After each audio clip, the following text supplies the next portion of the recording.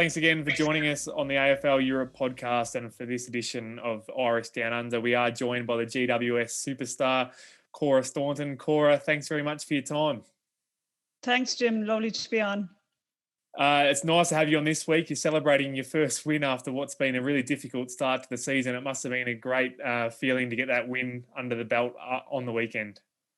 Yeah, it was nice. As you said, it's been a bit of a whirlwind journey the last probably 10 weeks since we got over from Ireland. Yeah, but it was certainly nice to get the win over the Suns, even though not that convincing. But rainy Blacktown sometimes doesn't help us.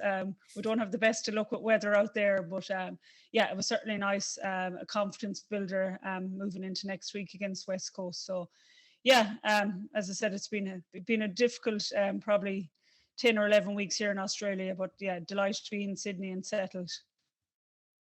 It's also a bit hectic here at home before you headed out there, so you could probably make it a crazy few months in that with visa delays and flight delays and all of that, and the pre-season cutting short. So I'd say you're definitely glad to be back in Sydney and based there for a while and getting a few home games under the belt and coming up as well. Yeah, for sure. I think obviously, it was all meant to be fly to Australia on the, I think we're due out on the 11th of November. Obviously that didn't happen. And then it was, kind of week by week, eventually got to go. I think it was around the 7th of December after a couple of weeks, of the club and the AFL trying to get the Irish girls out. And the night before we were meant to fly, it was a change from, quarantining in Adelaide to quarantining in Perth. And yeah, quite a long trip over. We had to obviously go, had a 12-hour stopover in Heathrow. We had a 17-hour in Singapore. We had to quarantine in a hotel in Singapore, and yeah, eventually to Perth. And I suppose getting out on Christmas Day obviously isn't ideal either, but that's the joys of it. So then I flew from obviously Perth to Melbourne, and again that was another hectic week. I got to Melbourne on Christmas Day night at midnight. Had my first session on Boxing Day over here, and that's when all the chaos for the Giants started to happen, that we could be hubbing, and we were told, to come to Sydney, stay in Melbourne, and eventually we ended up in a place called Aubrey, which is in regional New South Wales, which we went there on the 1st of January, and obviously then we stayed there for 2 weeks. Then we had an overnight stay in Canberra because of a delayed and then a cancelled flight. Then we made it to Adelaide, and then stayed there for a couple of weeks, and then out to the beach in Adelaide for another couple of days, and over to Perth and back again, and then found out in Perth after we played Freo that we're going back home. So I think myself and Bree counted that we were just 8 weeks on the road from when we left, just over 8 weeks on the road from when we left Dublin Airport to finally get to Sydney. So yeah, it's certainly good to be settled in a house here and have some normality, even though we did have 5 days self-isolation. Cora, I guess some of the hub life has been well documented through the AFL season that's just passed, but I guess we'll find out a lot more of the AFLW season and probably the Giants season after it's done. But what sort of toll has it taken? Has it been how have you embraced it? Has it been a massive challenge on and off the field, or have you sort of found that you've got positives out of it as well? Yeah, I think you have to try and take as many positives as you can out of it, but there's no sugarcoating it. It's not easy. It's not what we're used to. It's not the normal where you have your facilities here. You go in and you can use the facilities whenever you want.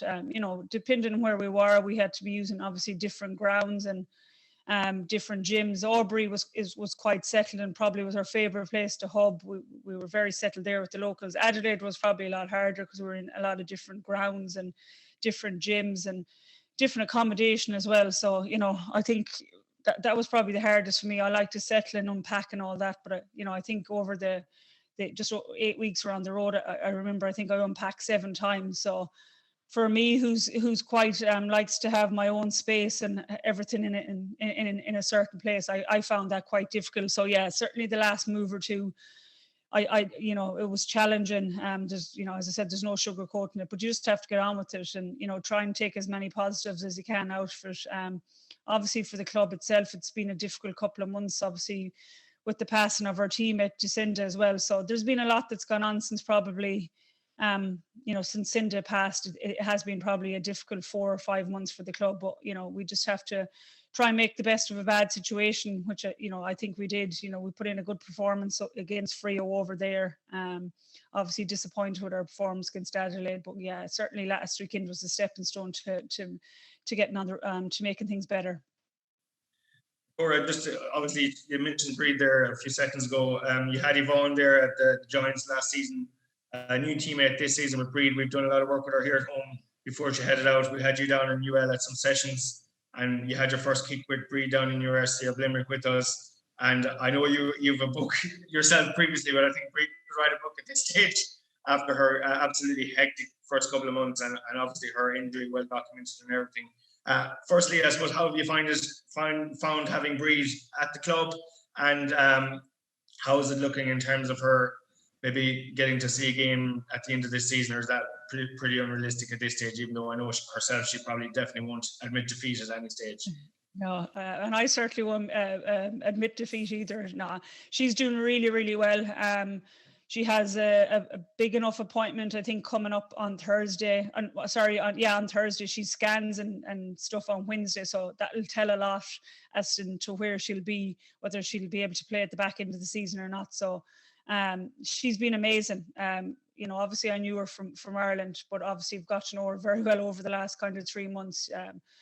She's just been, absolutely amazing. The way she's taken the injury, and the biggest disappointment, I suppose, and people only ever hear about the injury in that practice match against Adelaide. She was having an absolute stormer. She was probably our best player that day, and that was after such really poor preparation. We only flew into Adelaide the night before because of flight delays and stuff, but up to that was the last 30 seconds in the game. Breed was having an absolute stormer for her first game, so I think a lot of people have missed that, and she'd have definitely been featured in our first round team. So yeah, she's doing really, really well in the last number of weeks through her injury. Her resilience, her determination and everything is amazing, and I think she's given the girls in the Giants, she's certainly her influence on the group has been seen widely over the last number of weeks.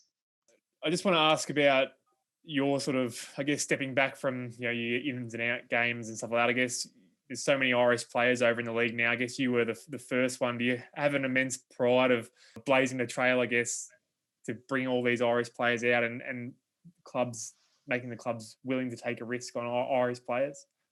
You'd take some pride. I don't think it just falls on me. As Mike said earlier, AFL Ireland have been doing it for quite a long time, and have girls that have been playing AFL well before I was. I suppose you have to give probably immense credit to the Giants. They were probably the trailblazers that probably took a huge gamble at the time, and probably our coach Alan McConnell probably was the one that did that, maybe with some push from Nicholas Walsh, obviously, who was involved with the Giants men's team at the time. So obviously it's great. I love seeing the Irish girls out here and seeing them doing very well, and which they have been over the past number of seasons, and again this season. There's not one of them that isn't flourishing at their club or aren't playing well.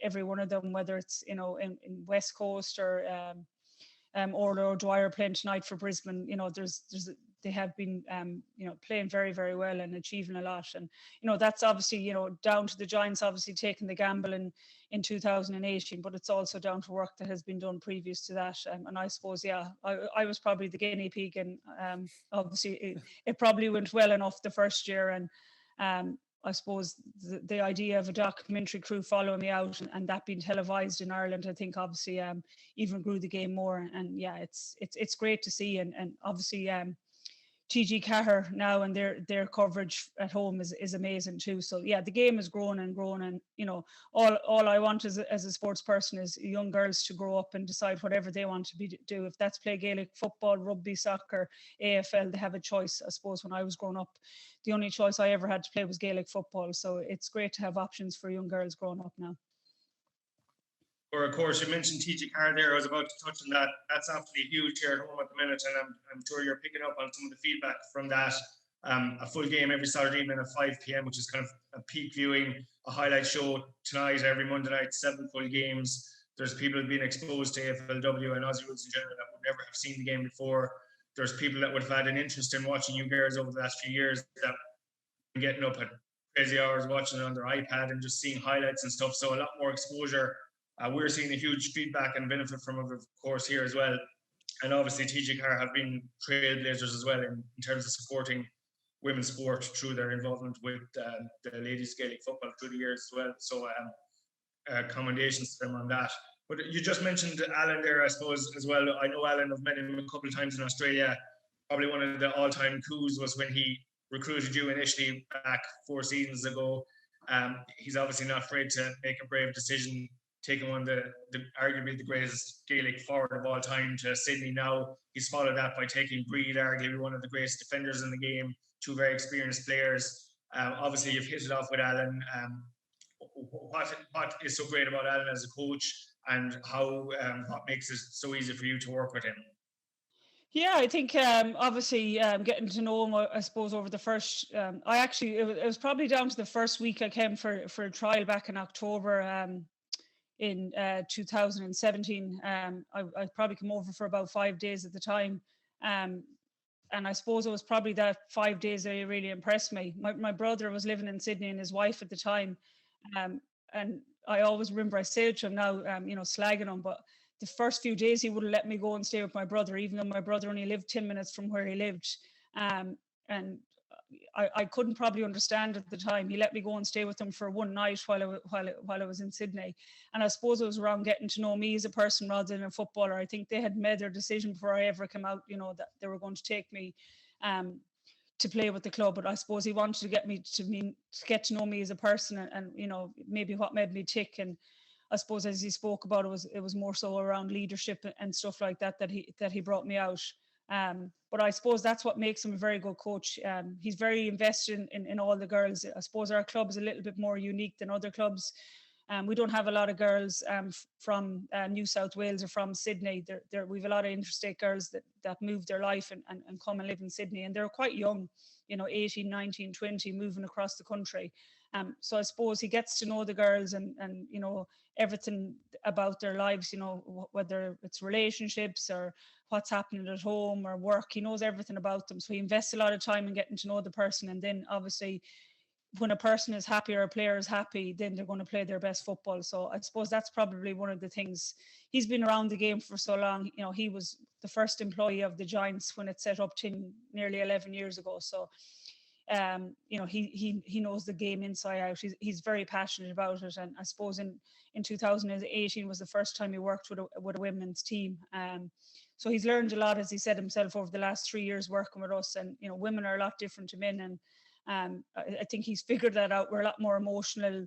We have to have certain things explained to us in a different way. So I just think it's his persona of getting to know people and investing a lot of time in them that it makes him such a good coach. What's been the, I guess you were there from the first AFLW season and seeing where it's at now. What's been the biggest change, do you think? Is it the public's engagement with it? Is it the talent of the younger players coming in? What do you think is the biggest difference? Yeah. To me, it's certainly the younger talent coming in. Over the last number of years, probably not the first year I was there, but you can certainly see it from 2019 last year and certainly this year. The younger talent coming in are just they're ready-made. They can come in as 18-year-olds and perform like they're 25, 26, 27-year-olds. I suppose we're lucky enough probably to have one of them in our club, in Alyce Parker. So I've lived with Alyce for the last 2 years. I'm living with her this year and living with her last year. So, she's a super talented player, but it's to guide young players like that. While she's super talented on the pitch, she obviously needs guidance and support. She's 19 years of age. So I suppose, from my point of view, it's a mentoring role taken on with these players. But yeah, certainly the underage talent is coming through. It'd be scary to see what it's like in 5 years' time to see them coming through, the likes of, as I said, Alyce, Maddie Persparkas, and there's so many more girls even this year that has come through that have been amazing. I think the Bulldogs are probably a great example of it. They've brought a lot of young talent through this year and they're reaping the rewards, winning 2 out of their 3 first games, and it's a lot of their first gamers are performing very, very well. Cora, obviously you had a serious injury setback yourself in the last year and a very courageous fight back to get back playing. How is that? That's all in the past now, no side effects.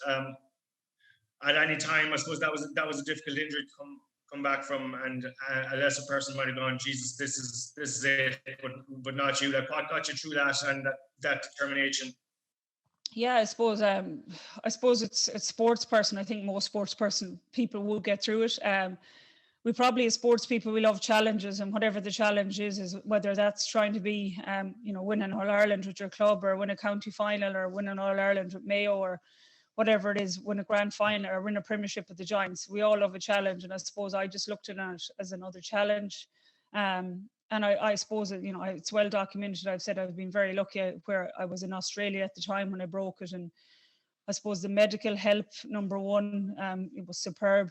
Had the best surgeon trying to fix up my leg after it was smashed in a few places. And then from there it was everything to do with the Giants after that, like the strength conditioning coach, my physio, they were just amazing. I just done what I was told. If they told me to climb a mountain, I was going to climb it. So, everything was programmed, put out in place for me. And, I'd do it to the letter of the law, and probably push to do more every time. Sometimes I'd be allowed to do it, sometimes I wouldn't. But yeah, it was certainly down to the people. Yeah, you need a certain level of mental resilience and toughness, because there's dark days. And, I see with Stacky even now, it's being injured, the physical side of it and getting through the physical journey is fine. You'll always manage that. It's the emotional side of it. You have days that you're really happy, and the next day could be an all-time low. So it's to manage the emotional journey and the mental side of it that at times can be a struggle. But again, I was lucky. I had probably one of the best strength conditioning coaches in the world looking after me, and she guided me in the right way, and I trusted everything she did, and the same with my physios. Everything they did was to get me back in the pitch, and they never doubted me. As did my coach, as did Alan. None of them ever doubted me, and I suppose, as I said, they probably seen a different side of me when I was spending probably 6 to 9 months in rehab on my own. Probably just seeing how driven I was. I'm quite a laid back and quiet person here, but I suppose they just seen how I attacked my rehab and wanted to get back. But yeah, as I said, it was probably a challenge that I just wanted to prove people wrong. I don't know who I was trying to prove wrong. I think in my own head I was trying to prove people that there's people that doubt me. There probably wasn't anyone that doubted me, but I needed to think that there was. So yeah, it was certainly a challenge, but a challenge that I relished. Just getting ready for this season, I guess the whole world has been in a bit of a challenge throughout the last 12 months, but just talk us through how you prepared for this year. I know you had the months on the road, but also leading up to that, working with Mike and working with some of the other Irish girls back in Ireland. Yeah, it was obviously exceptionally challenging when we came back after 2020, came home in April, and obviously the season was postponed or cancelled.